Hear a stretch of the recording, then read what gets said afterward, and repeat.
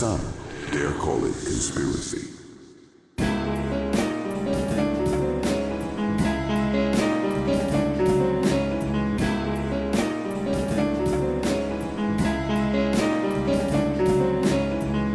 Welcome to Some Dare Call It Conspiracy with Brent Lee and Neil Sanders. As the planet spirals into a fascist dystopia, we thought someone really should keep a record of this decline, so that when the aliens are sifting through the ashes of civilization, they might be able to see where it all went wrong. This is The World According to Some. Or as all the hepcats are calling it, T.W.A.T.S. So now we're on February the 13th, and Tulsi Gabbard, or Tulsi Gabbard, as she's called in Yorkshire, was confirmed as the head of national intelligence in the United States of America, despite the fact that in the past she's held some strange views, shall we say. Well, not strange views, but conspiratorial views and pro-Russia, pro-Syrian views and other such things. Basically, during the actual hearing where she was confirmed, she refused to call Edward Snowden a traitor, which is interesting, that one, because, I don't know, I mean, obviously, technically, he is a traitor. Obviously, within not just the conspiratorial world, but within, he's thought of to be quite a hero, isn't he? Yeah. I mean, well, technically, he's a traitor, I guess, you know. It is interesting that he did go to Russia. And it does, there is an argument that has been put forward that I don't know enough about the case, that it's like, the argument is that basically, he was always a Russian asset, and yes, he's exposing spying on, and there's no doubt that what he's exposed is true and real, but probably all different countries do it, and the way that it was framed was to potentially, make America look bad to Americans. Quite rightly so, though, to be honest. Yeah. It's quite funny. I don't think a lot of people maybe know about this, but in our time, Edward Snowden wasn't really a hero in our sphere, because he denied 9/11 was an inside job and stuff like that. Remember, this is the thing. It was a bit like all or nothing, wasn't it? And he worked for the government as well, didn't he? And it was like, he wasn't believed by the conspiracy crowd at that time, because of the 9/11 stuff, because he came out and said, oh no, I looked into that and there's nothing in it. Yeah. So obviously we all kind of rejected it and thought, well, this is just some kind of psyop. Yeah. Wasn't it J-Trig was one of the big things that he exposed? It was joint, I can't even remember what it's a thing. It's essentially, it was manipulating. Well, it's stuff to do with NSA, wasn't it? NSA was spying on? Just manipulation of people, astroturfing, like creation of false sort of grassroots organisations and movements and stuff like that as well. I think it was. There was a few that all came out around a similar time, but yeah. So Edward Snowden. But if you're going to be the head of national intelligence for the United States of America, it's probably a good idea to voice the opinion that Edward Snowden is a traitor, because otherwise you're suggesting that it's perfectly okay to steal classified secrets from the government. It's probably important to be intelligent too. Well, yes, this is it. But we can't have everything, can we? She did partially recant her views that in the past she said that Russia was essentially provoked into invading Ukraine. Using the whole sort of NATO expansion and blah blah blah. And she also, during the Senate, insisted that she had no love for Bashar al-Assad, the former dictator of Syria, currently residing in Moscow, I believe. Basically, her pro-Russian views have been reported by The Independent quite recently. There was a story where it says, in the summer of 2015, 3 Syrian girls who'd narrowly survived an airstrike some weeks earlier stood before Tulsi Gabbard with horrific burns all over their bodies. Gabbard, then a US congresswoman on a visit to the Syria-Turkey border as part of her duties for the Foreign Affairs Committee, had a question for them. How did you know it was Bashar al-Assad or Russia that bombed you and not ISIS? She asks. And this is according to Muaz Mustafa, who was a Syrian activist who was translating her conversation with the girls. The Independent goes on to say, it was a revealing insight into Gabbard's conspiratorial views of the conflict, and it shocked Mustafa to silence. He knew, as even the young children did, that ISIS did not have jets to launch airstrikes. It was such an absurd question that he chose not to translate it because he didn't want to upset the girls, the eldest of whom was 12. From that point on, I'm sorry to say, I was inaccurate in my translations of anything she said, Mustafa told The Independent. It was more like, how do I get these girls away from this devil? Whoa. Yeah, innit? So that's but that shows you two things. One, a horrific sort of coldness around children that have been 3 children. The oldest, who was 12, who've been caught up in a bombing by airstrikes, and she's saying that basically, Yikes. it comes across as trying to protect either Syria or Russia, doesn't it? Essentially, Yeah. She also Or buying Russian propaganda about Syria. Well, yeah. I mean that. But what was interesting was that was the line in the conspiratorial world as well, wasn't it? That, like the white hats, remember, they were going around faking bombings, and there was no chemical attack by Assad on his own people. There were no airstrikes. When Russia got involved, apparently, they were killing ISIS and all of this. When actually, it looks like a lot of the sort of ISIS generals just happen to be former in inverted commas Russian generals that had defected, suddenly found Islam and decided to lead these organizations. Very strange, but. Also in 2015, when Russia entered the Syrian war on the side of the dictator Assad, Gabbard expressed support for the move, even as the civilian toll from Moscow's devastating airstrikes grew into the thousands. She wrote on Twitter at the time, Al-Qaeda attacked us on 9/11 and must be defeated. Obama won't bomb them in Syria. Putin did. Hashtag never forget 9/11. The other thing is that it was ISIS in Syria and al-Nusra, and there were elements of al-Qaeda, but it was primarily ISIS and al-Nusra. Well, I mean, they're probably confused because ISIS came out of Al-Qaeda in Iraq. Well, yeah, but the group called Al-Qaeda in Iraq morphed into ISIL, and then that obviously gets referred to as ISIS. So in a way, it is still connected to Al-Qaeda. However, the heads of Al-Qaeda at the time, I think Ayman al-Zawahiri at the time said, these people taking our name in Iraq, they're insane. They got nothing to do with us. Yeah. Well, this is the point. Is basically it's complicated, and she's using shorthand in conspiracies, and she's getting it completely wrong as well. Basically, so in regards to Putin being some sort of liberating force. Charles Lister, a senior fellow at the Middle East Institute, who testified twice on Syria to the House Foreign Affairs Committee when Gabbard was a member, spent years debunking her various conspiracy theories about the war. He said, her consistent denial of the Syrian regime's crimes is so wildly fringed that her potential appointment as DNI is genuinely alarming. Lister said her views appear to be driven by a strange fusion of America First isolation and a belief in the value of autocratic and secular leaders in confronting extremism.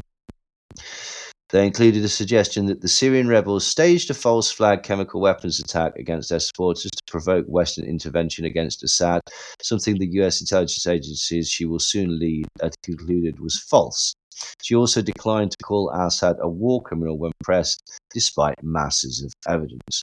So she even supported the idea that not only was the chemical attack either a false flag, i.e., perpetuated by someone else, or completely fake, and that the perpetrators of this, or the creators of this scenario, were the American government, and the point of this was to try and drag them into a war with Syria. And yeah, it's this should not be. She shouldn't be anywhere near the government, should she? Really. Also, when Russia invaded Ukraine, Gabbard again defended Russian aggression. She said, "This war and suffering could have easily been avoided if Biden and NATO had simply, if the Biden admin and NATO had simply acknowledged Russia's legitimate security concerns," which is nonsense. Which is basically this concept of NATO expansion, which is A, not a thing, B, it misses the entire point of what NATO is for, and C, nothing to fucking do with Russia. So, like, it's really as straightforward as that, and we know what Putin's about because he fucking told Tucker Carlson. He told Tucker Carlson, "No, we want to take the entirety of Ukraine. Didn't see Ukraine as a legitimate country." He said it was part of Russian territory. He wants to take Moldova, Poland, and as far as I'm aware, he said all the former Soviet states, which is a lot. So yeah, it's ridiculous, to be quite honest. Also, she that was in 2022 that she posted that. So that was really recently that she posted about the legitimate security concerns. So again, she's actively repeating Kremlin propaganda. She's also spoken in the past about biolabs, which is this idea that was put around that very simply, it's that there were laboratories that were American run that were in the Ukraine that were making pathogens that could destroy the entire planet. Like, was COVID even tied into it at one point? I can't remember, to be quite honest. But the long and short of it is that basically there's these sort of nefarious places where they're making terrible diseases that will bring down civilization, and that's why Russia went in to shut these places down. But the problem with this is it's just bollocks. It's absolutely completely made up. Like, it's totally. That's one way of putting it. Now, Gavin's dad. Now, obviously, there's different ways of looking at this. Like, you're not your parents by any stretch of your imagination, but it is notable that Gabbard's father founded an organisation called the Alliance for Traditional Marriage. Can you guess what they were opposed to? You're right. It was quickie Las Vegas marriages. They thought that it should always be in a church. They were even violently opposed to registry officers and, sent threatening letters to registry officers. It wasn't that. It was gay people, wasn't it? They basically, he was trying to, or he helped pass a constitutional amendment in 1998, which gave the Hawaii state legislature power to reserve marriage to opposite sex couples. So essentially, this was trying to stop same sex marriage. Now, she's expressed similar sorts of views, but to be fair to her, in January 2019, apparently she posted a video apologising for many of her past views. And she said, "In my past, I've said and believed things that were wrong, and worse, they were hurtful to people in the LGBTQ community and to their loved ones." However, as she also pointed out in the video, that she'd repeatedly voted in Congress to protect gay rights. And this was this was a few years ago, but basically,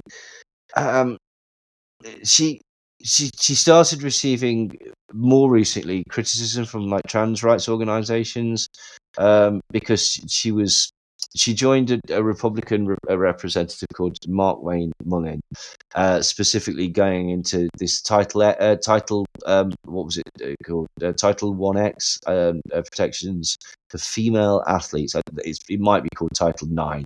Actually, I don't know whether they're using those Roman numerals or what. But basically, it's protections for female athletes based on biological sex. So it's one of these things to stop trans athletes from competing in athletic tournaments or anything really. And this is the thing.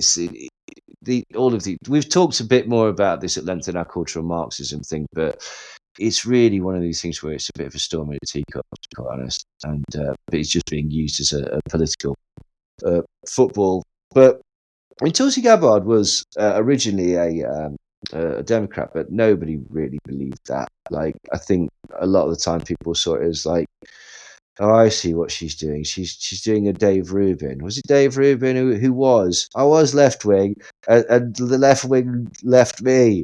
And now I realised that there was far more money in being a dickhead. Like, Well, loads of them do this. Why I left the left. Gavin McGuinness, didn't he do a similar thing? Claim to do it, or was he always right wing? I know he was involved in Vice, but not the prostitution. I mean, the magazine. Well, he might have been involved in prostitution, but I don't know anything about that. But yeah, anyway, but after she switched party, she started saying, well, this was at the 2023 Conservative Political Action Conference, so CPAC. She said that the LGBTQ plus community was trying to gain acceptance for paedophiles. Of course. Yeah. Like, yeah. Ironically, Matt Gaetz, who was pretty recently accused of having sex and paying to have sex with a 17-year-old, was probably in the building. Anyway, she's also got ties to a bloke called Chris Butler, and he's the leader of a group called the Science of Identity Foundation, who has he's adopted the name Siddheswara. Oh God, Siddheswara. He's a twat. He's a twat. Like, we can just say that. Siddheswara. Whatever. Anyway, so this foundation, it's this like secretive offshoot of the Hare Krishna movement, and it's basically vehemently opposed to same-sex relationships and abortion, and it's also deeply suspicious of Islam, and her closeness to this guy was reported by the New York Times. Basically, apparently, both of her parents were deeply enmeshed in Butler's movement, and she went to a boarding school in the Philippines that was operated by Butler when she was a teenager. It was like a sort of quasi-religious boarding school. And Butler himself has a long history of espousing anti-gay rhetoric.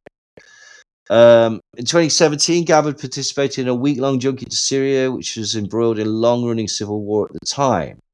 According to her, she visited refugees, Syrian opposition leaders, widows and family members of Syrians fighting alongside groups like Al-Qaeda and Syrians allied with the Assad regime.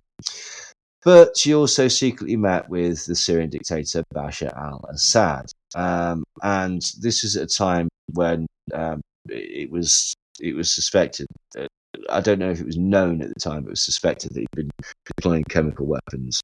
It was strongly believed that it was him. She also received hundreds of thousands of dollars in donations from supporters of Sangh Parivar, which is a network of religious, political, paramilitary and student groups that subscribe to the Hindu supremacist exclusionary ideology known as Hindu-Tva. And that was reported by The Intercept. Hindu supremacists are known for their hostility to Islam, particularly in India, where Muslims constitute a significant and persecuted minority. So we're starting to see a bit of a pattern here, basically. It's slightly concerning, isn't it? It makes you wonder what the hell is going on. Like, it's this is not really a person that should be considered for such a role, but she was confirmed as the head of the National Intelligence Bureau or whatever, the head of National Intelligence. It boggles the mind, doesn't it? But I'll tell you what else boggles the mind. Fucking Julia Hartley Brewer was only bloody right about something. Oh no. I know.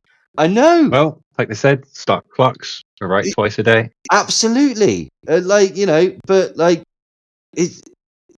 she's usually less used than a stop clock. Like, now, to be fair, she was up against like an even more despicable shit. So it might be a bit like when they sort of lure Godzilla into fighting like one of those giant moth things or whatever, where it's the sort of lesser of two evils and stuff like that. But fine, as that chap says in the film, let them fight. It was Richard T.W.A.T.S. Richard T.W.A.T.S basically went on Talk TV, and he was being interviewed by Julia. And well, he's back from Dubai, is he? Yeah, he's back. He's like he's slumming it. Right, but slumming it in Skeggy. He had some ideas about how to end the Russian-Ukraine war. Go on. Well, he's following this concept for peace that's being flown around and stuff like that. Like, essentially said that, the Ukraine should surrender. That they should cede all the territory and just, negotiate. That's pretty much what I thought he was going to say. Well, there's a lot of this that's flying around, right? Basically saying that, well, you could easily end the war right now by basically just saying, giving up. By giving up, right? Okay, which is a little bit like saying, the rape was ended by her signing a consent form halfway through. Like, it doesn't work. It just doesn't work, and it's really crazy that a lot of people don't see this. And come on, we've got to do that. And the problem is, essentially, there's no incentive for Russia to not do it again. Like, if you just basically go, all right, fine. It looks very much like he committed war crimes and stuff like that. But what we'll do is we'll give you this significant territory and all the natural mineral wealth and gas and etc. that's in those regions. And there'll be absolutely no consequences. And it's like, okay, right, fine. Well, what's to stop them regrouping and doing it again? It's stupid. But what's next? Poland? Moldova? Precisely. There's nothing to it would Finland? That would be alarmist, but there's nothing. There would be nothing to stop that. No. Really, would there? No. And that's the point. Yeah. That's why NATO will stick up for them, and that's why EU will stick up for them. Hopefully, yeah. Well, T.W.A.T.S basically reasoned that most wars end up with some form of negotiation to try and stop killing people.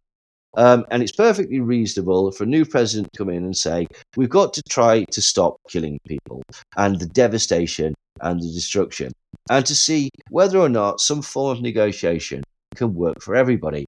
But he did qualify this by saying, it may not. So fair enough. He's thought it through. He's got a reasoned and broad opinion on the subject. Right? And he was basically... He was continuing his defence of Donald Trump, who's said similar things, essentially. And the Reform MP said, there's no point trying to pretend that you can give weapons when we haven't got weapons. You can't pretend you can give the money if we haven't got the money. That's the reality, whether people like it or not. At some point, somebody's got to have the courage to say, we've got to stop killing people. And Julia Hartley Brewer played a bit of a blinder, actually. She asked which part of Britain that he would be willing to give up during peace negotiations should the UK be invaded in the future by Russia. And Mr. T.W.A.T.S replied, none at all. But he did qualify his position again by explaining, it's not us that's giving away. It's not us giving it away. It's Ukraine. Which completely missed the entire point of the hypothetical question.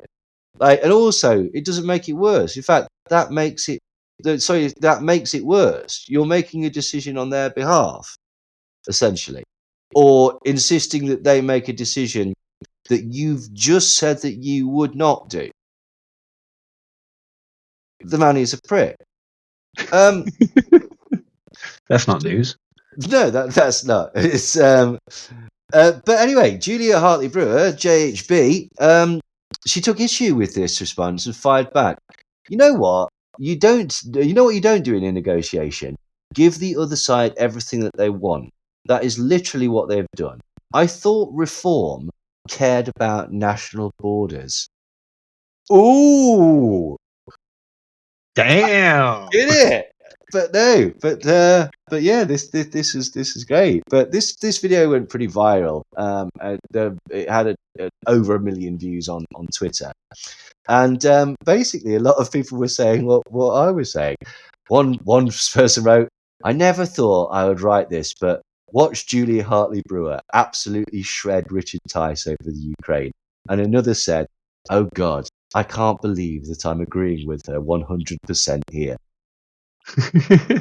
And it's so counter to, particularly in America, counter to do their traditional values. You know, you stand your ground laws and stuff like that.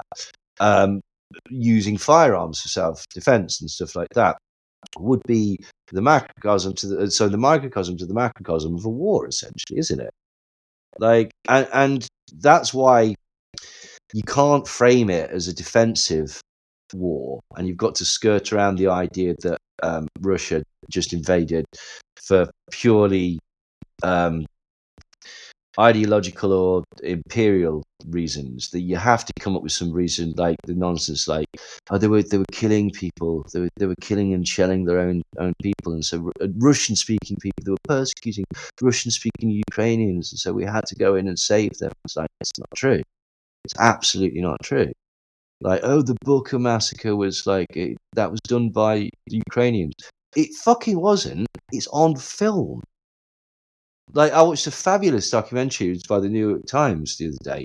It's on YouTube for free. They collected all the CCTV from around the village, and basically you're able to just watch this war play out, like in such an incredibly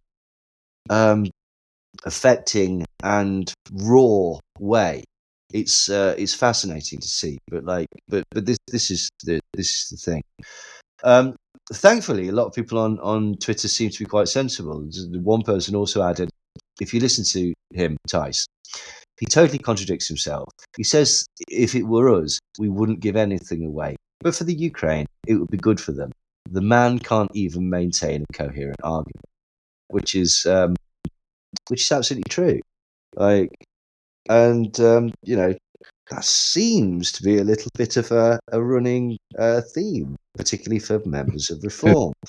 You'll never guess what Rupert Lowe. We know Rupert Lowe. Rupert Lowe is the very Rupert rich Lowe gentleman. killing it on X. Yeah, with his share of the ad revenue. Oh, wow. Yeah. No, this is him. And vying for leadership of Reform, not officially, obviously, but he's got Elon's backing and, you know, watch this space. But you'll never guess what he's got on his farm. Immigrants. Well, maybe. Potentially. Like, my answer is always immigrants. But no, he's got something else. Something that, given his views on certain subjects, you wouldn't necessarily expect him to have.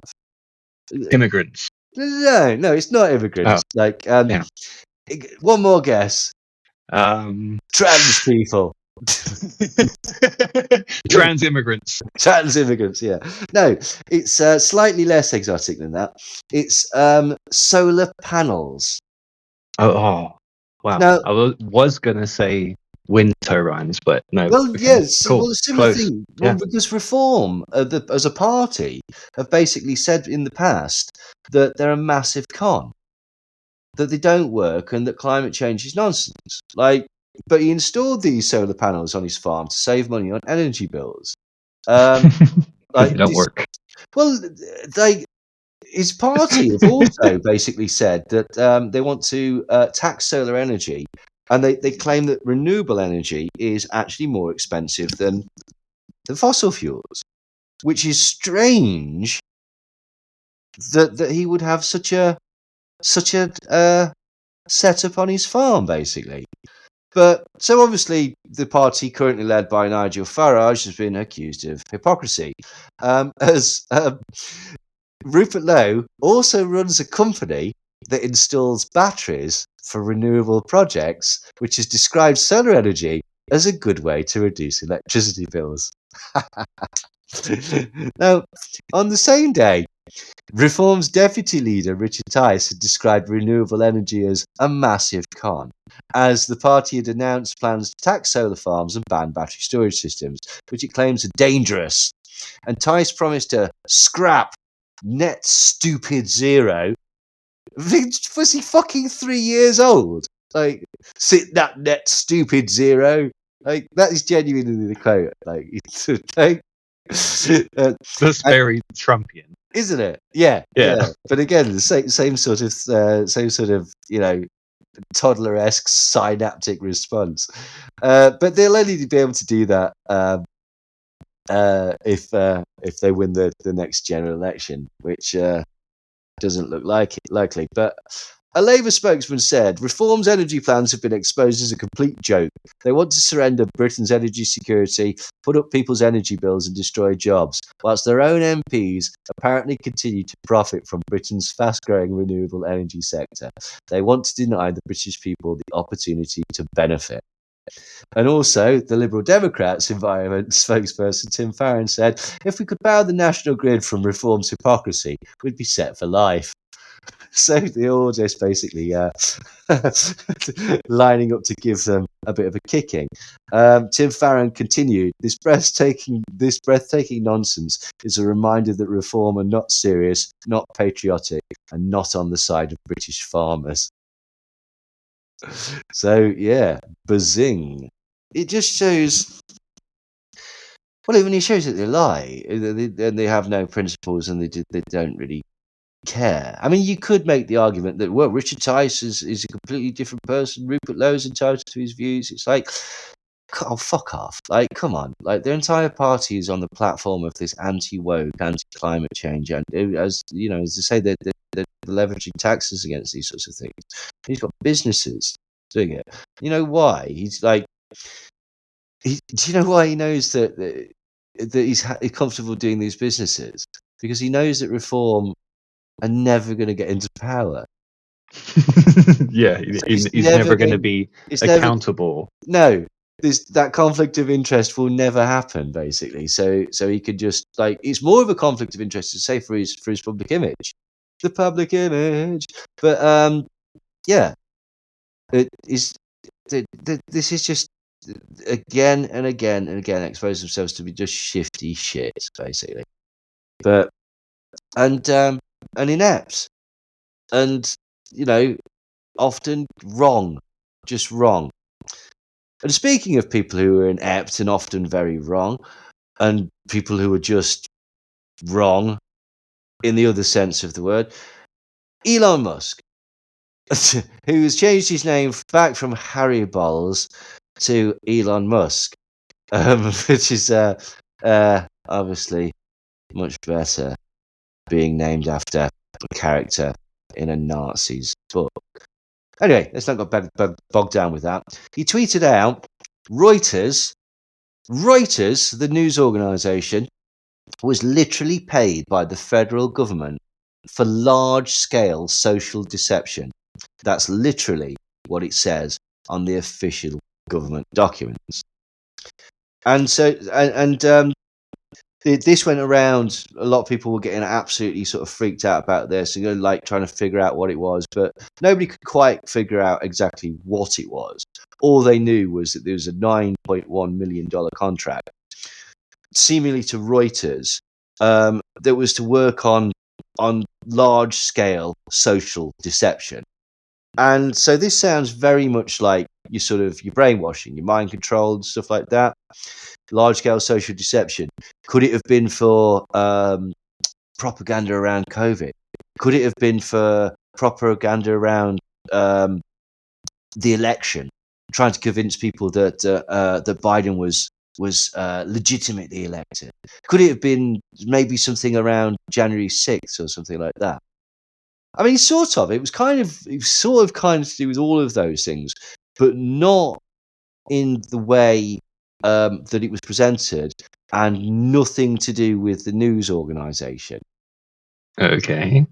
You see, the contract was awarded to Thomson Reuters Special Services, which is a company that provides what is known as data-driven solutions, and it does work for federal government, other clients, large businesses, and it works on defences against social engineering, cyber attacks, and things like doppelganger accounts and misinformation, disinformation, which used social deception tactics to trick humans, phishing operations, these types of things.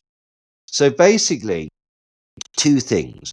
One, it wasn't Reuters, the news agency. It was Thomson Reuters, which basically actually has the same parent company as Reuters, the news agent, but is a completely different company. It does completely different things. And the large-scale social deception was basically tactics on the internet that are used to trick and con people. And this organisation was paid to work on defences against these sorts of things. So you're telling me they haven't done their research? They haven't. But according to Elon, that is literally what it says on the official government documents. Like, it doesn't fill you with a huge amount of confidence that they know what they're doing, really, does it? It's No. it's frightening, to be quite honest. But hey ho. So we're now on to Valentine's Day. Like, love is in the air, bit romantic, etc., etc., etc. Maybe chocolates, etc. Bit of a cry. Then shout at yourself in the mirror and explain that crying like that is why you're essentially unlovable, or however you want to spend the day. It's entirely up to you. But one thing that is not usually associated with Valentine's Day is Holocaust denial. And yeah, you see, John By, he's very, very, very interesting on the on the old Twitter, and he's sort of charting what idiots are doing. And he's got this thing where he's saying, "Today on Conspiracy X, this is what's happening," and basically. Today on Conspiracy X, former journalist turned conspiracy theorist Jacqui Deevoy promotes an anti-Semite portraying Nazi Germany as the victims of World War II and blaming the Jews for starting it, along with a documentary by a white supremacist. And Jacqui, bless her, she's first off, she says, if you're awake in 7.5 hours, tune into this. And what she's promoting is Ken O'Keefe is going to do a space on Twitter. Ken O'Keefe says, here's a promo for my space about Dresden with clips from the stunning film by Kyle Hunt, Hellstorm. Shocking truth about World War II, which shatters the lies about the war declared by Judea against Germany. Maybe because their leader outlawed usury, which is absolutely not true. And then Jacqui, basically, because she wants to be helpful, she points out the film that Ken O'Keefe refers to, Hellstorm.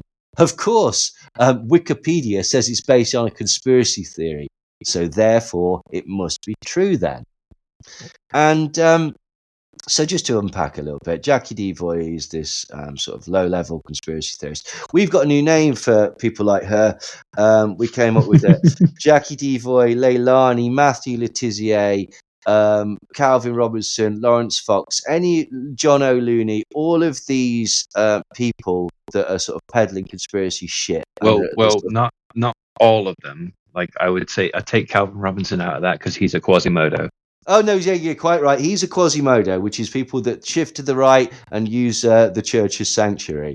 Yeah. Yeah, so fair play, fair. But all the others, we're going to refer to them from here on in as smart people, and we don't mean smart in the essence of like intelligence. We mean smart like a smart meter, in as much as they're connected to the internet. So she is one of these smart people, basically, and what does Hellstorm talk about, and why is it connected to? And who is Ken O'Keefe?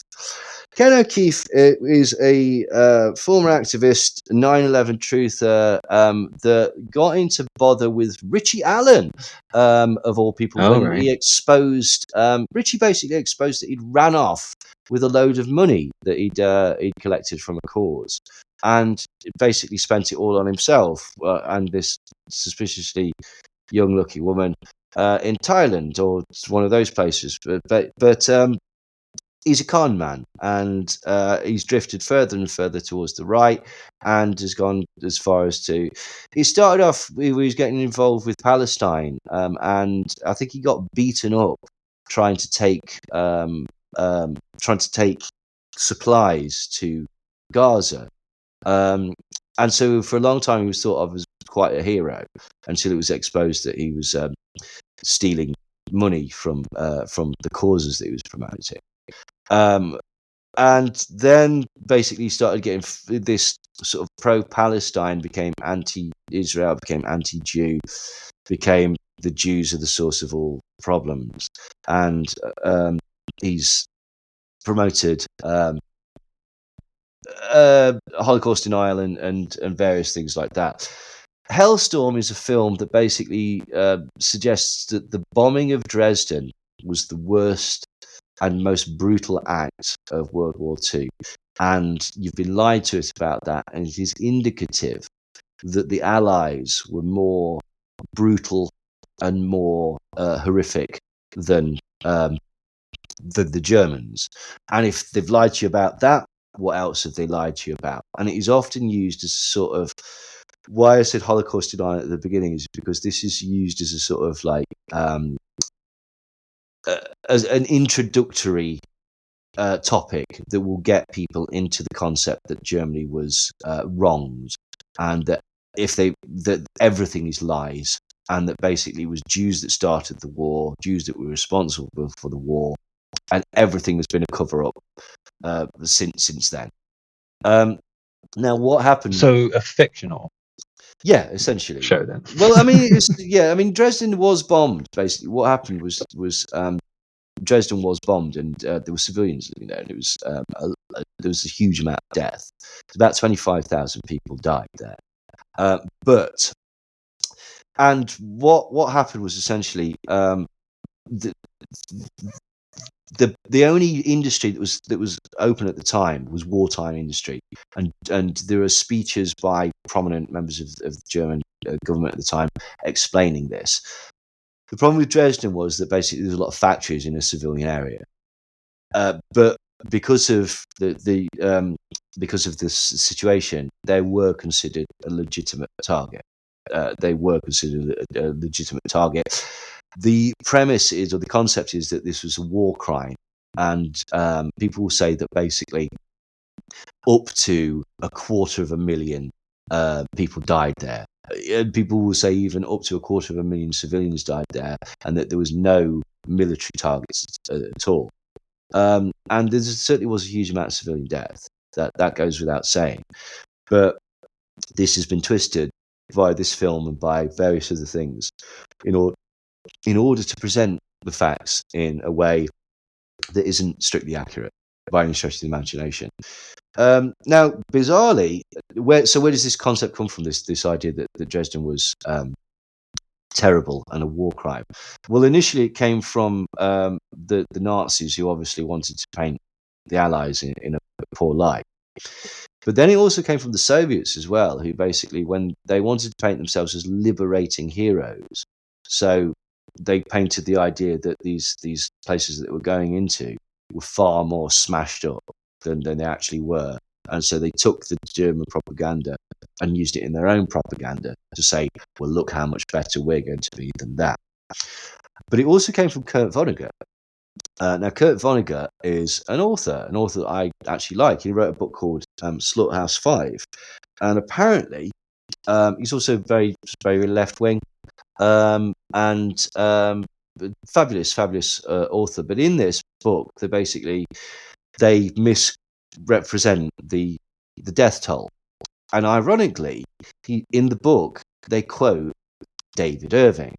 David Irving is the Holocaust denier that basically that took Deborah Lipstadt to court and was proven in court that he was a Holocaust denier. Who wrote? He was a historian. He was involved in debunking the Hitler diaries, and he's written biographies of Hitler. And was used to be considered a very, very good historian, but has got some deeply racist personal views and started to lie and omit facts in order to paint a better picture of Hitler. And he used to deny the Holocaust or say that Hitler had nothing to do with the Holocaust. The last time I saw him, he admitted that 5.5 million Jews had died, but most of this was done through Reinhard camps, not gassings, and shootings. And I think he still maintains that Hitler had little knowledge of it. But anyway, this is some of the things. But some of the things that they say is that the Royal Air Force used white phosphorus, which they didn't have at the time. It's just not a thing. They also say that there were low-flying planes that were strafing and killing civilians with machine guns, which is not true. It's not really that different from bombing of other German cities during the war. And Dresden wasn't to use the vernacular, the term innocent, because there were legitimate military targets there, basically. The attack was not the one with the most victims, which is basically what some people say, either as a percentage of the population, a percentage of civilians, or as absolute numbers. The actual number that died was 25,000. And, for example, the bombings of Hamburg, they killed 40,000 people. So there was other bombings that actually killed more people.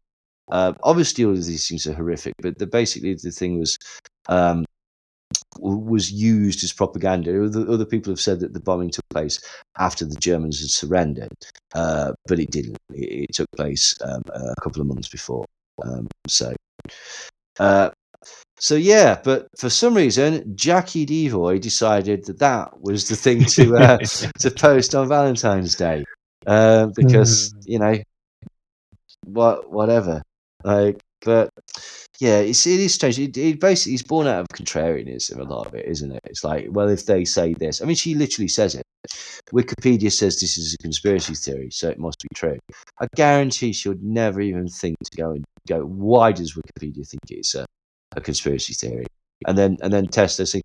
Wikipedia might be wrong, but she's just never going to test it. And that was the thing. I was remembering back. Okay. When I was into it, and I was telling them about how the Rothschild family owned the Bank of England. And this guy I was working with, went on the Bank of England website, and there's a bit, basically, like an FAQ. And one of the FAQs is the Bank of England owned by the Rothschilds? And he says, no, it's not. And it explains who it is owned by, and how the Rothschilds have got really nothing to do with it at all. And I remember vividly going, well, of course they're going to put that on the website. Yeah, exactly. That's normally the go-to, isn't it? Well, of course they're going to say that. They're not going to admit it, are they? But yeah. It's a shame, really, basically. They'll only admit it through signs and symbols. And yeah, kind of. But, it's down to, you don't want to test those things because, as I say, at the time, the conspiracy theories are probably giving you a degree of identity and stuff like that. And this isn't criticism, but you're not secure enough to really test those premises. You think you are, but you're not. And another thing that is desperately insecure is the Daily website. Is it still on the You're Blocked No, it's page, is back it? up. It's back up, Okay. apparently. However, it is based on a database that can be edited by absolutely anybody that knows how to code, essentially. So, Wow. according Wow. to, Tech bros for the win. apparently, according to a report by an outlet called 404 Media, it reported that the website is based on a database that can be edited by anyone. It said that 2 separate people found a vulnerability. One of the 2 people who reported the vulnerability themselves added at least 2 database entries that are visible on the live site.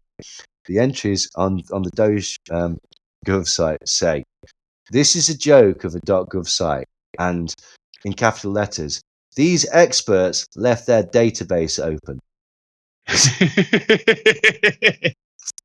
So apparently Doge's website is built on something that's called a Cloudflare pages, and it's not currently hosted by government servers. 404 Media said, "The database it is pulling from can be and has been written to by third parties and will show up on the live website." It feels like it was completely slapped together, one of the coders who spotted the vulnerability said. Tons of errors and details leaked in the web page in the page source code. Rather than having a physical server or even something like Amazon Web Servers, they're deploying using Cloudflare pages, which support custom domains. The second coder, was noticed by the second coder. So, I mean, I know they're trying to be efficient, but there are certain things that maybe you ought to potentially put put more effort into, and it doesn't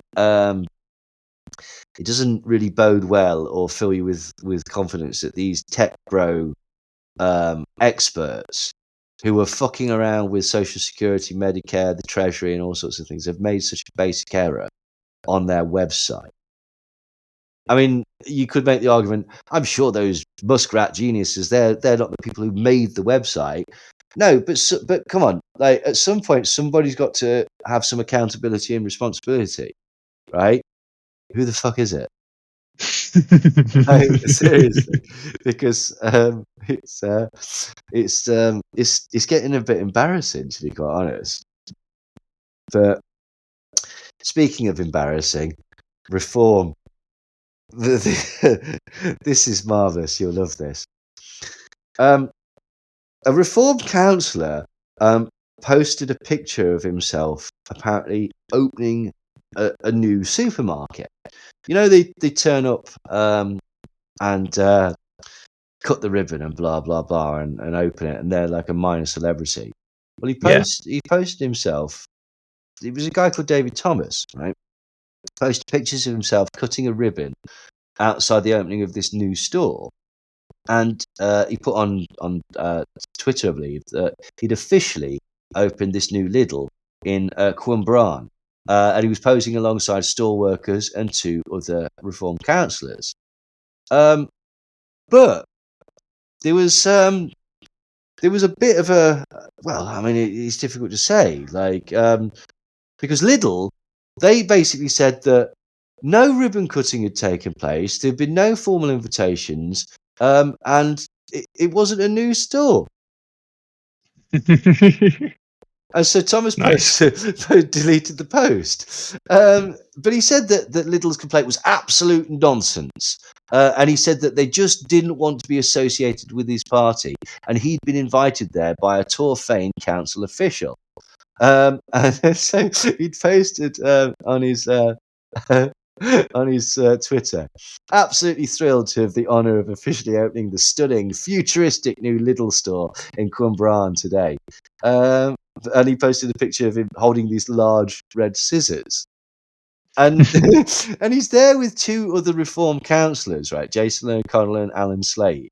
And then there's some pictures of him walking around the store. But Lidl said While our store openings are often attended by local officials in their capacity as elected community representatives, we are non-partisan businesses and do not affiliate with any political party. On this occasion, no formal invitations were issued, and there was no official ribbon cutting at our Cornbrown store opening. Sorry, so it was a new store. But the supermarket said that the photographs were taken spontaneously after the store had already opened to customers. Right? He just turned up with red tape and scissors. Who's bought the scissors? Like He did. He brought them. He brought the photographers. He brought all of it to make himself look amazing. That's God, what it would. Great. That's what it would appear like. Or at the last minute, Lidl have gone, Jesus Christ, no, we can't do that. Who the hell arranged this? Either way, it's absolutely hilarious, basically. So we're just going to cut. Did it come out that it was a practical joke? Maybe. I don't know. I've not heard. Some YouTuber was pulling a prank. Oh, I'd love it to be that. We'd have to go back and look now. Oh yeah, no, I'll keep an eye out for it. But no. So this man was furious, and he ended up taking all the posts down and stuff like that. So it would appear that it wasn't an official thing. But I love that. Thank you. That was good. But yeah. So anyway, Elon Musk's Doge website, it posts classified material on it. So this page that can already be accessed by third parties if you know how to code well enough. Accidentally. Well, he did say he was going to make mistakes. Yeah, he also did say that it was going to be transparent. That was, but I think this is taking it a pinch too far, basically. Apparently, the database provides details on the National Reconnaissance Office, the federal agency that designs, builds, and maintains U.S. intelligence satellites. Not only are NRO's budgets and headcounts classified, but the prospect of Musk's tech team meddling in sensitive personal information is setting off alarms for some in the intelligence community. This was reported by the Huffington Post. Doge just posted secret no-fawn info on their website about intelligence community headcounts. So currently, people are scrambling to check if their info has been accessed, said one Defense Intelligence Agency employee who requested anonymity to avoid retaliation from senior leaders. Like, that's ironic. He doesn't want his boss to know who he is, but he's now probably known by fucking Russia. Like, well done. No-fawn stands for not releasable to foreign nationals, meaning information in this category can't be shared with any foreign governments, international organisations, or foreign nationals without specific authorisations. But they published it on the Doge website. Whether that might well be a crime, you know. I mean, don't get me wrong. I don't entertain for a second the idea that any consequences will come to Elon, like for anything, like except in his own head and soul, like. But yeah, I was gonna say in his heart, but I don't think he's got one. I think he actively tried to get it replaced with something similar to like Tony Stark. Like probably hasn't got a soul either. No, I wouldn't be at all surprised. But yeah, so it's a fucking shambles. It's an absolute shit show. They're just more and more embarrassing, and just lies and bluster and bullshit. And speaking of lies and bluster and bullshit, Donald Trump bans COVID vaccines, except he doesn't. But Alex reports this is amazing because apparently, with the sweep of a pen, with this executive order, COVID vaccines effectively banned everywhere, absolutely everywhere, which, spoilers, isn't nowhere remotely close to being true. Right, so what is true is that President Donald Trump signed an executive order prohibiting federal funds from going to K-12 schools and universities that require COVID-19 vaccinations, right? So from the start, he's not banning them. He's saying that if you require a COVID vaccination for this school, we're not going to give you federal funding. He's not saying that you don't you can't have them, is saying that if you require them, we're not going to give you money. So the order signed by Trump in the Oval Office instructs the Department of Education and Health and Human Services to issue guidelines to comply with the order and create plans to end coercive COVID-19 vaccine mandates. And he was televised when he did this, and it says that solves the problem. And Alex Jones basically was he thought it was astonishing. He thought it was absolutely brilliant. However, the order will likely have very minimal impact because currently no states require COVID-19 vaccinations for students at K-12 public schools. And at least 21 states have already passed laws banning vaccine mandates. So there's no states are banning require this. But what about the schools? Because maybe there are these schools that are doing it, and they don't want their funding to be taken away. There's 15 all colleges, all private, so they get funding from the students.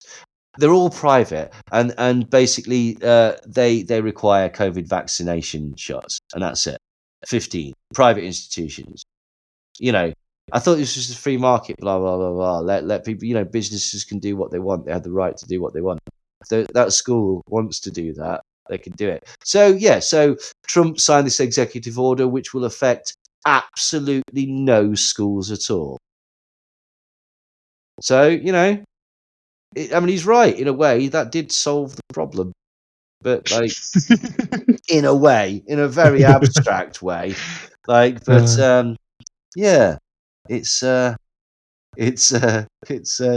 ridiculous. It's absolutely ridiculous, basically. Hey ho, that was Valentine's Day.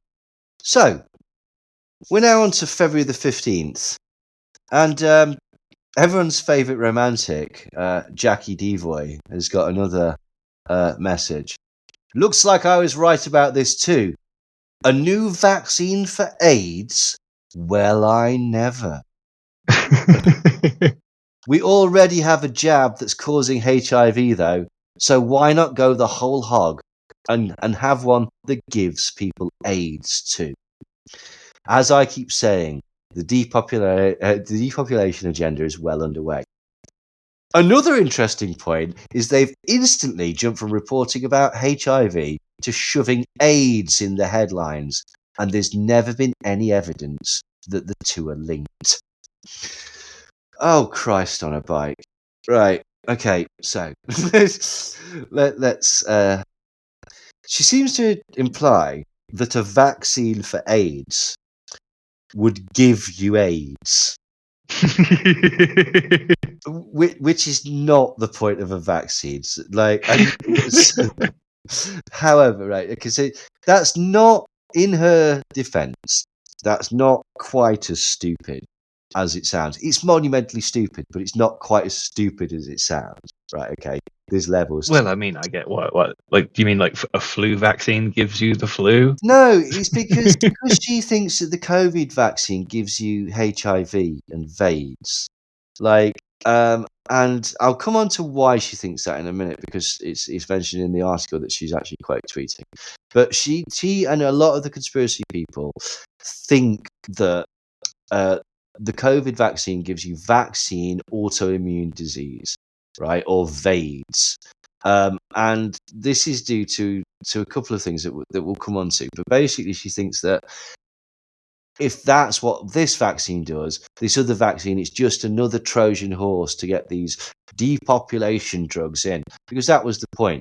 Apparently, they're killing people with midazolam in the hospital and then with vaccines. I mean, the population's steadily rising, obviously, but that doesn't matter. That is apparently what this is supposed to do. Midazolam and ventilators. Yes, exactly. Another interesting point, they've instantly jumped from reporting about HIV to shoving AIDS in the headlines. And I'm sure some of our astute listeners were like, hang on, I know why that is. But she's way ahead of you, because she's pointed out that there's never been any evidence that the two are linked, despite the fact that there's extensive evidence that the two are linked. So this is where her argument falls down. And we spoke about this earlier. Peter Duisberg and various other people like at the time, Carrie Mullis, had wanted to deny that HIV caused AIDS for whatever reason, and it's just bullshit. Like it's incredibly well documented. And if you don't believe that, there's certain experiments that you could do quite easily to test your metal on that one, shall we say? Like, there was a guy that actually injected himself, or seemingly injected himself with HIV, and he didn't develop AIDS, but that was because he died very shortly afterwards. So that one is inconclusive at best, shall we say? Like, But so she's talking about this tweet. She's quote tweeting UK Column. UK Column is a daily news thing. It's by a chap called Brian Gerrish, sometimes with a chap called Patrick Henningsen. They're big sort of anti-vaxxers, big anti-COVID. They were very, very against the EU. They're very pro-Russian. And they put out, HIV is back in the headlines again. Even with the Prime Minister pulling a publicity stunt by taking a HIV test for the media, which UK Column News covered on the 11th of February, claims of a new variant of HIV, the return of AIDS, and this, and of course, another new vaccine. And so UK Column is actually talking about a story that's in 21st Century Wire. 21st Century Wire is an online sort of written word, whereas a UK Column is like a news show. And Patrick Henningsen is involved in both of them. And in the story, it states, in the past few days, the topic of HIV/AIDS has been thrust back into the spotlight. On the 27th of January, it was announced that Moderna is launching clinical trials of a new HIV vaccine using mRNA technology. A few days later, on the 3rd of February, Oxford University researchers published a study in the journal Science claiming discovery of the VB variant of HIV and describing it as highly virulent. And then they go on to basically talk about VAIDS, and they mention, and this is where this came from. Basically, VAIDS was thought up of a guy called Luc Montagnier, who was a former Nobel Prize winner, and I think he was a virologist as well. But for whatever reason, he came up with this mad shit that basically anyone that takes the COVID vaccine will develop AIDS. But did he originally say that you'd get AIDS from COVID? I can't remember, but it's been basically the idea was put forward for him that this vaccine, it must be vaccine because it's vaccine AIDS, so it must be the vaccine. But also it came from this study that people refer to, which is known as the Indian study, that came out in 2020. And what happened was this study came out and then was really quickly taken off the market. It never even got to peer review. Okay, and people say that this is an indication that it was smothered, or what's the word I'm looking for? Censored or stifled, basically. So this study is called The Uncanny Similarity of Unique Inserts in the 2019 nCoV Spike Protein to HIV-1, GP120, and GAG. And the paper claimed to find similarities between the new coronavirus and HIV, which is the virus that causes AIDS.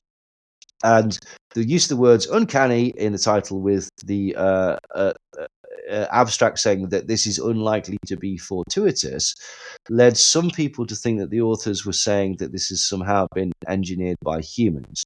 And what it was basically like they got the sort of, I think it was the genome. I don't understand. They got something which is like the sort of ingredients of this virus and laid it out. And they noticed that it's that thing where it goes in numbers like CCTG, blah, blah, blah, etc., etc. And they noticed that some of these inserts matched some inserts that could be taken directly from HIV. So like a CCTGG or something like that. Wow, Right. It's in this virus and it's also in this virus. So they concluded that might not be by accident, essentially. But in contrast, the reaction from the scientific community was swift. In a nutshell, commentators on BioRxiv and Twitter basically said that the author's methods seemed rushed and the findings were, at most, a coincidence. And essentially, this never actually got past the peer review. It was always just a preprint. Now, going back to what Oxford University said about this VB variant of HIV and describing it as highly virulent, all it said was basically we've been monitoring what strains of HIV are in this particular town in the Netherlands, and this variant was spotted. But they went on to say that it's probably been here since the 90s. It's just that they've just spotted it, and it was really just talking about how there are different strains of HIV, but saying that they're all treatable, and it was just monitoring of the subject to keep on top of it, essentially. So it's just, but it all ties into this ridiculous concept that they're trying to deny that COVID was dangerous, trying to explain that the vaccines are dangerous, and they're trying to tie everything in because everything has got to be a conspiracy, isn't it? Like, this is the thing. Like, nothing is not connected. So somebody mentions HIV and HIV testing week. There's got to be a deeper meaning. Like, and then you find then Keir Starmer earlier. Well, this is the point. But then it's like, oh, I'm noticing all these related stories. Like, well, of course you are. That's how the media works. But if you're in a sort of paranoid state of mind, you think, okay, I see what they're doing.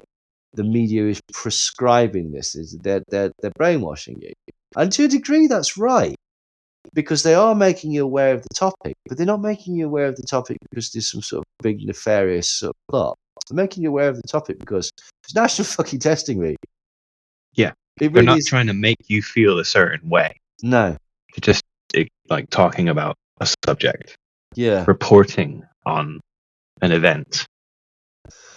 Yeah, and just trying to they're just trying to like create conflict and get people arguing and get them to believe their worldview. To be quite honest, they're pushing it in our face, man. Yeah. Speaking of people arguing and wanting people to believe their worldview, David and Alex are still going at it.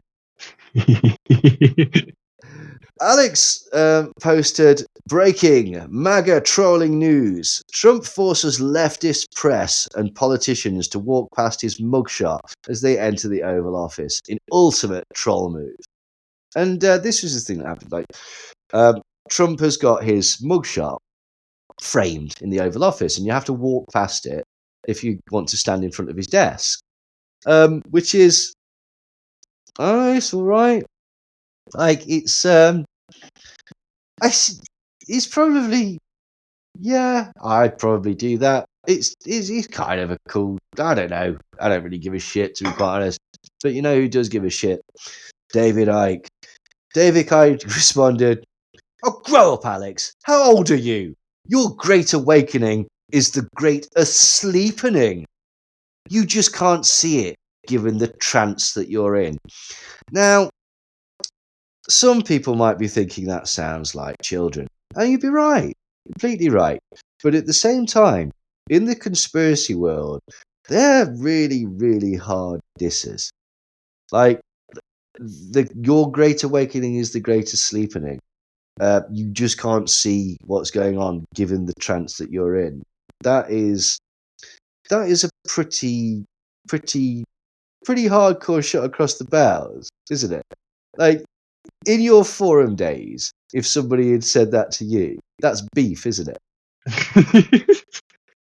Like, yeah, of course, but I'm sorry. I would be thinking, you are not very creative. Well, there is that sleepening. Well, absolutely, it is crap. But at the same time, you'd be thinking, that's crap whilst getting your black gloves and balaclava on. But that is just David Icke all over. It is David Icke, yeah. Terrible. And this is not going unnoticed. In many ways. Oh, absolutely. But this is not going unnoticed, like that he's being very, very bitter. And now what's strange is Alex responds. Because this actually says more about Alex than it doesn't say what it might appear to say. Alex responds, I don't get your behaviour, David. You constantly talk about me, but won't respond to public and private invitations to come on my show.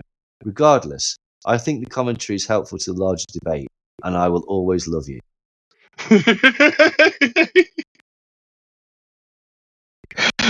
Now, a lot of people, now on the surface, it kind of looks like maybe Alex is being the bigger man here. Maybe he's like, he's just going, I don't understand. We could all have difference of opinions and stuff like that. The way I interpreted it, and this might just be me, is that basically, like, Alex realizes, like, there's not a lot going on with InfoWars. He's backed himself into a corner. So, like, David provides content, and this might be interesting content because nothing else is fucking happening.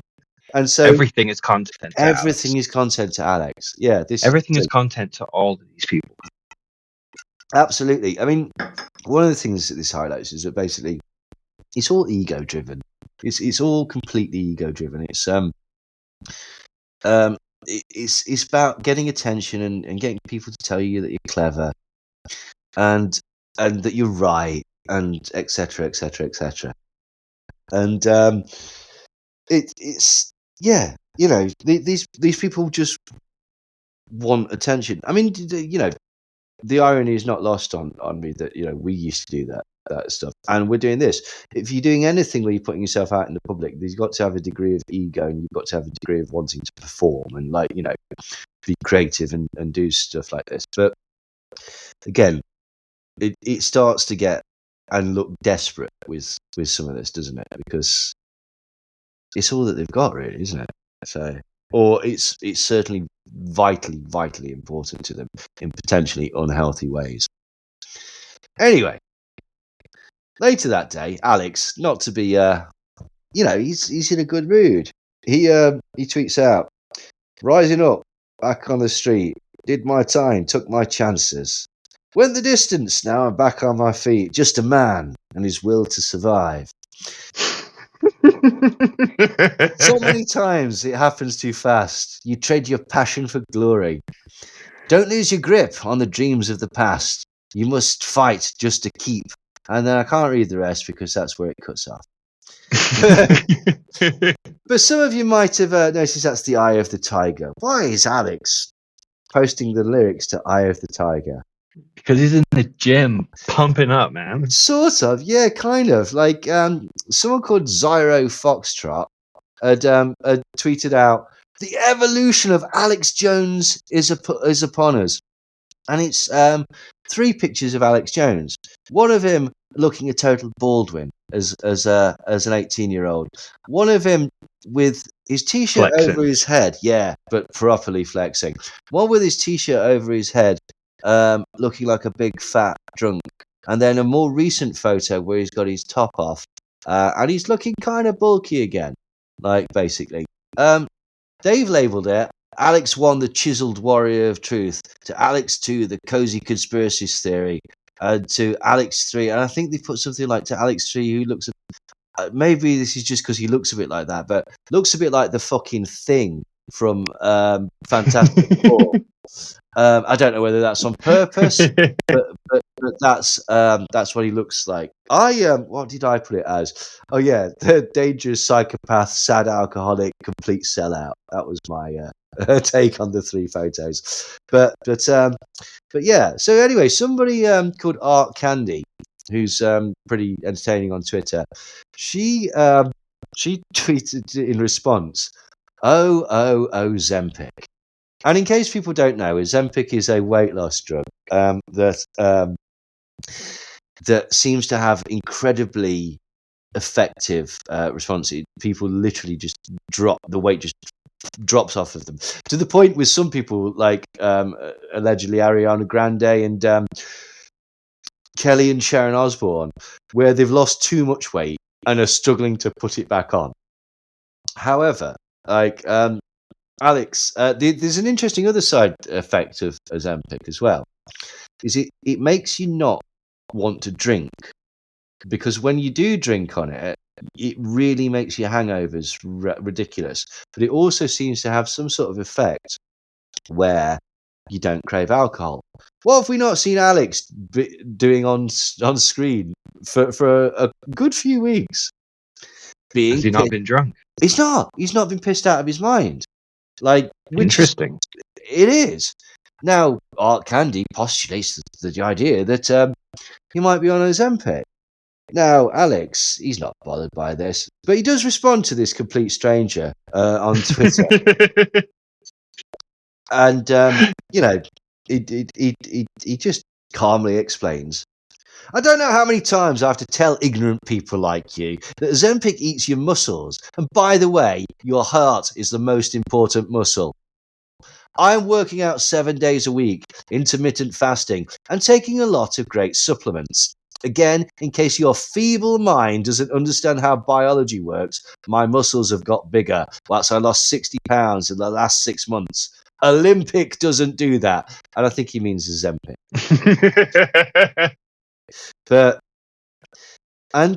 That's classic Alex, because I love the way that he's got lost in his own thoughts and forgotten what he's talking about halfway through. Ozempic eats your muscles, and by the way, your heart is your most important muscle. And just the fuck is that going to do with anything? Is he implying that Ozempic would eat his heart, or has he just remembered in a moment of clarity, be nice to one another? Is that what he's saying? And anyway, he says his muscles have got bigger whilst he's lost 60 pounds in the last 6 months.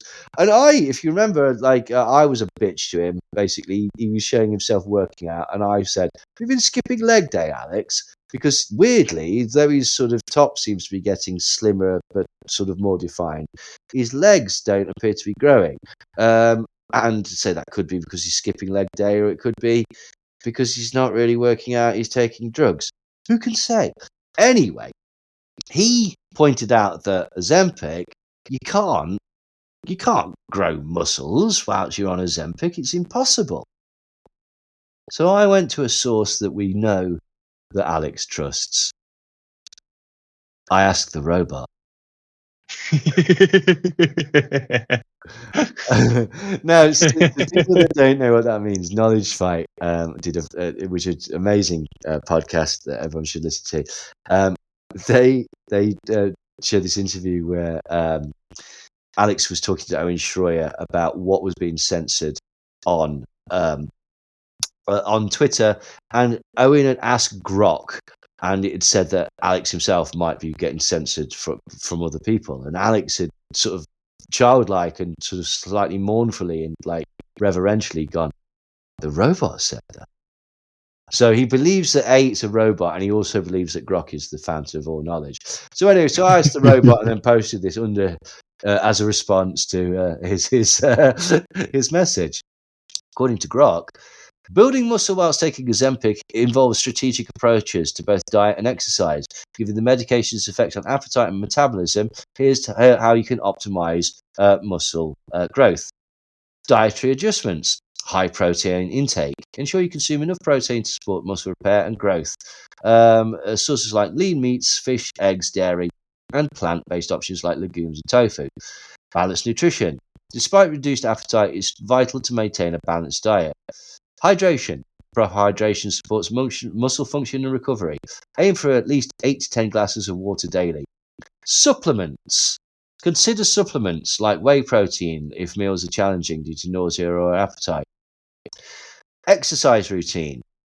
Resistance training. This is crucial. Engage in strength training at least 2 to 3 times a week. Focus on compound movements like squats, deadlifts, bench presses, and rows, which work multiple muscle groups simultaneously.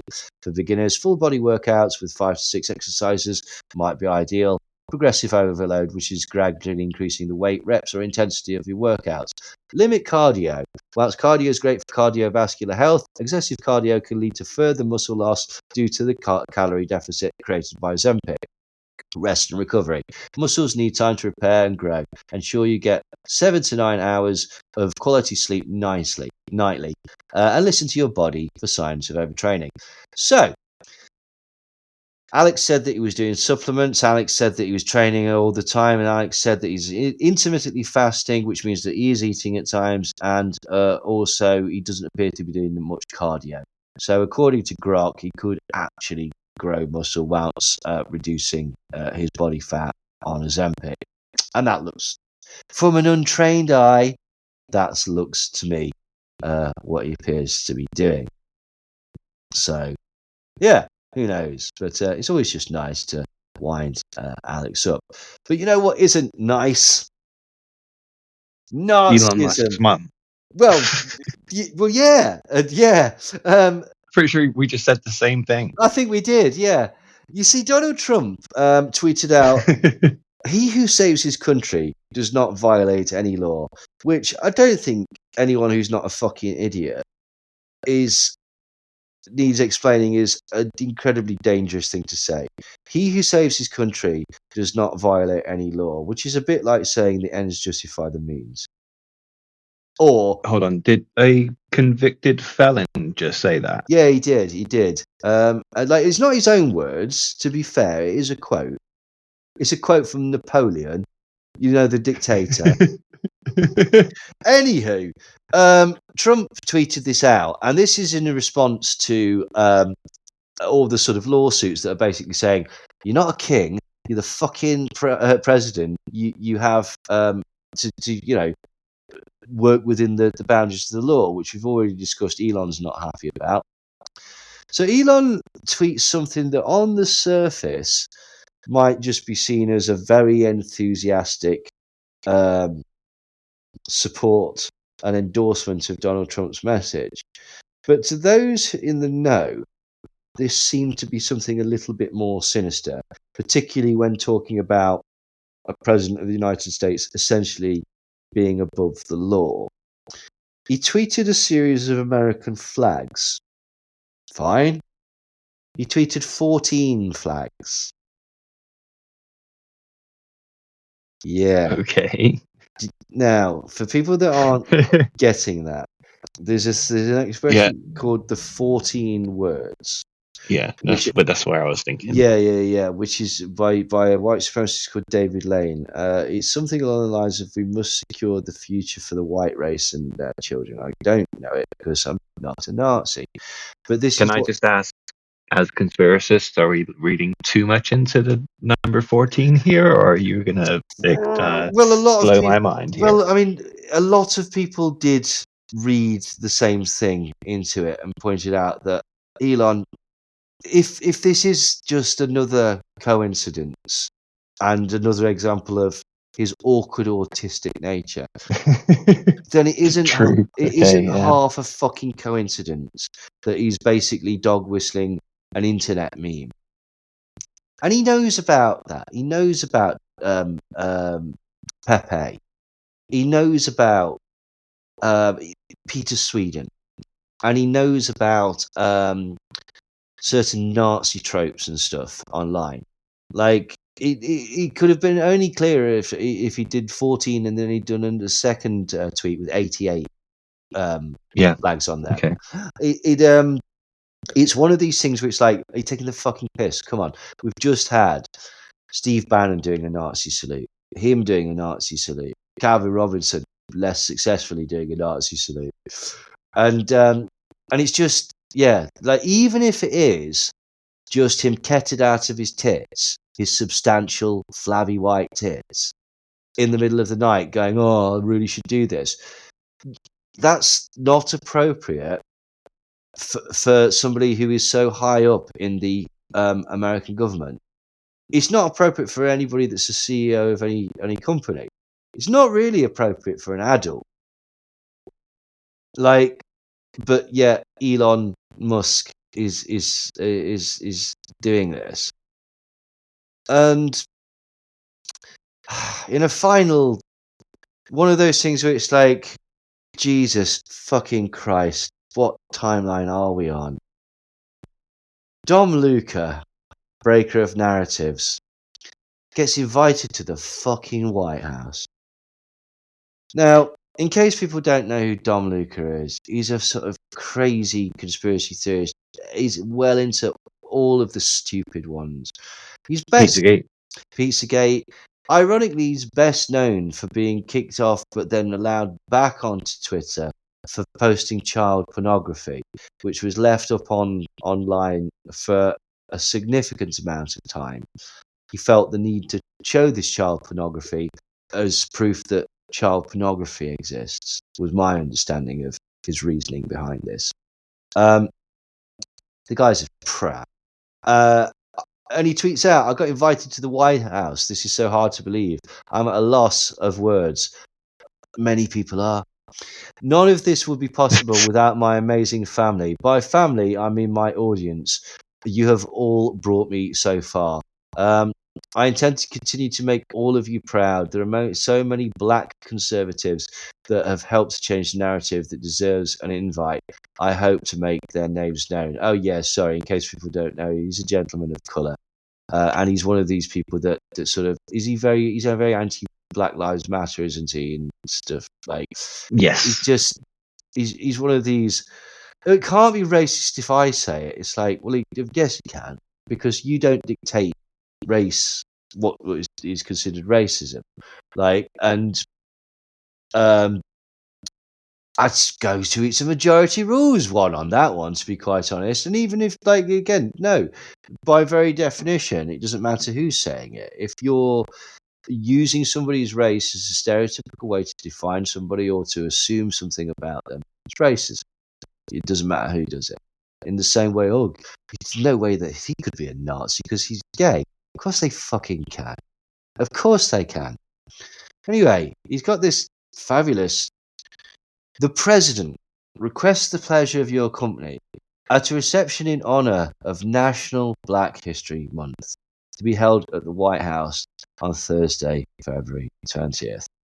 And so this is the state of affairs that we're in at the minute, where Dom Luca, who's a particularly wacky, unpleasant conspiracy theorist that has promoted ridiculous conspiracy theories and somehow got his hands on child porn, has been invited to the White House to celebrate Black History Month, National Black History Month. It's a fucking slap in the face.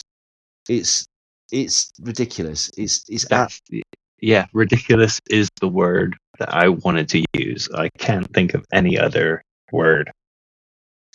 I mean, you know a bit more about Dom Luca than I do. Like, yeah, I used to follow him quite a lot because of like the what he was kind of pushing, which was a lot of Pizzagate adjacent stuff. Very QAnon, very Pizzagate, and very obviously pro-Trump because of like the QAnon sort of stuff, Wayfair shit, all that kind of general really stuff. Silly stuff, really absolutely silly stuff. And yeah, somehow he's finagled his way into the White House, which is ridiculous because you know most people would say, I mean, let's be honest, this makes Eazy-E turning up look positively like wholesome.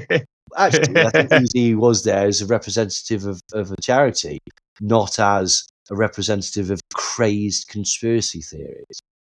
Like, you know, there are some people that would say that it was a bad idea. It's a poor representation of everything that all of these institutions, National Black History Month, the White House, the presidency, all of these things stand for, that it cheapens these things, that it encourages bad behavior by bad actors who spread bullshit and lies in order to make money, which is welcomed in the environment that we currently fucking find ourselves like in.